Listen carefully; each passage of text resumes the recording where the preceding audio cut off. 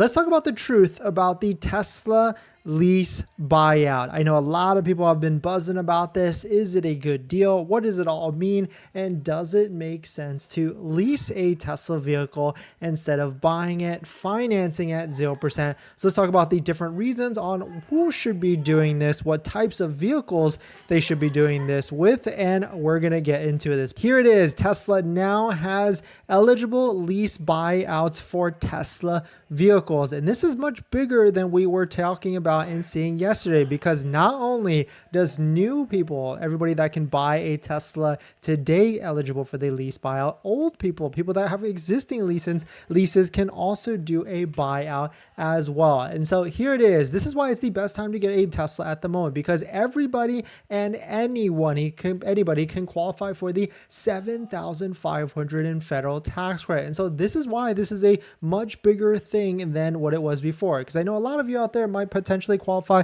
for the $7,500 federal tax credit, but there also is a ton of people that don't qualify for the tax credit, the $7,500 federal tax credit, because if you make above these income limits after the adjusted gross income, you do not get the $7,500 federal tax credit. And so the biggest loophole of all of this is that if you lease a vehicle, and of course, don't forget to use a Tesla referral code, just like the one down below in the description, so you can save up to $2,000. If you lease any of these Tesla vehicles, you can be eligible for these fantastic low payments, $299 a month on a Model 3 or Model Y, or $1,000 a month Model S, Model X, and Cybertruck. But more importantly, you can get that $7,500 itemized as a discount, as a credit on the lease. And then guess what you can do? You can turn around and buy it out if you really want to right after, and buy it out and get that $7,500. Because as we've seen, most people, if you're looking to do this,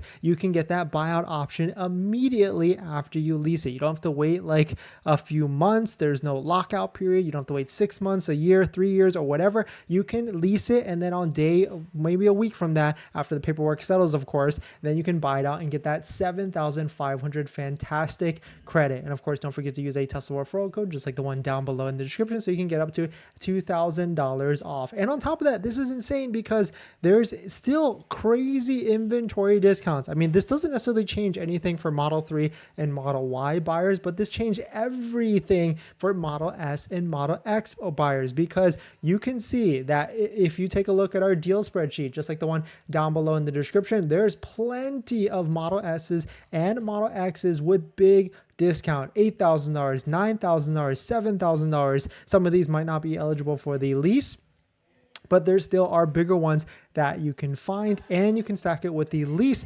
$7,500, and on top of that, the $1,000 to $2,000 referral tax credit as well. And here's what it looks like, because people are already sharing what it looks like if you lease a vehicle. How does it look like if you want to buy it out immediately? And you can see they're already getting options for Tesla owners to buy it out immediately after leasing. Here's what it looks like if you are looking to purchase a vehicle. You can see that if you're in an existing lease, it gives you any time, any moment of your lease, it gives you a price of how much you can buy it out if you want to. But really, if you're already in a lease, there's really no point in buying it out unless you really like that vehicle. But there's a big reason why people would want to buy out their lease, and we'll talk about that in just a second.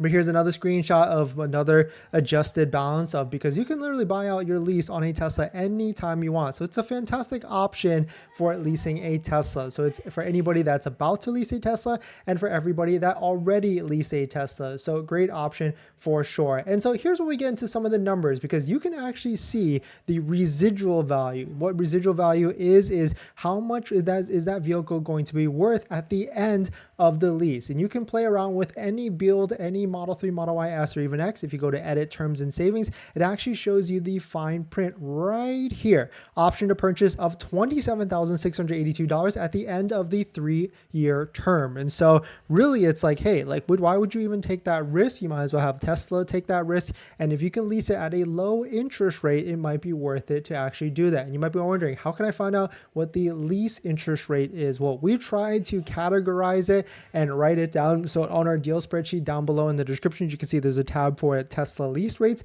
and we've got some of what we can find here. All we know is that it's not necessarily favorable on a 2025 model, or especially a Model 3 Performance. The vehicle that it is favorable on it is a 2024 Model 3 long range all-wheel drive, because that is where you're going to get a low APR of 1.91%. And if you can stack it on top of a inventory discount like this one, $4,750 off, you can see the deal could potentially be very, very, very good. But there's another big reason why this lease buyout is a huge thing, because a lot of times we talk about leasing and how it's not a good deal because of what happens at the end of the lease. If you do not take care of your vehicles, if you put a lot of wear and tear in it, you curb your rims, scratch it up and everything, now there is an option for you to just buy that vehicle out, buy a vehicle that you've been driving for 3 years, instead of turning it back into Tesla and paying the $3,000, $4,000, $5,000 in wear and tear repairs that Tesla would bill you. If you don't believe me, just Google Tesla end of lease wear and tear repairs and you'll see there's plenty of,